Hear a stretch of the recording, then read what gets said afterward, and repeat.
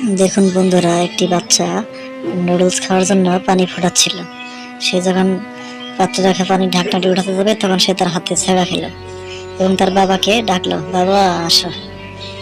তার বাবা বিষয়টি দেখে বলল, বাবু এভাবে না, এভাবে না, দাঁড়াও আমি আসতেছি। তারপর সে বাচ্চাটির কাছে গেল, তার হাতটি দেখলো হাতে একটু তাপ লেগেছে। ও বাবা, তাপ লেগেছে। তখন সে নিজেই ঢাকনাটি উঠাতে লাগলো, তো সেও তাপ খেল। তারপর সে একটা বুদ্ধি বের করলো, তাদের কাছে থাকা চামিচের মাধ্যমে সেই ঢাকনাটিকে উঁচু করলো। দেখুন বন্ধুরা, কি সহজেই সে ঢাকনাটিকে এখন উঁচু করতে পারলো। তারপর সে নুডলসের কাপে মধ্যে পানি ঢেলে দিল।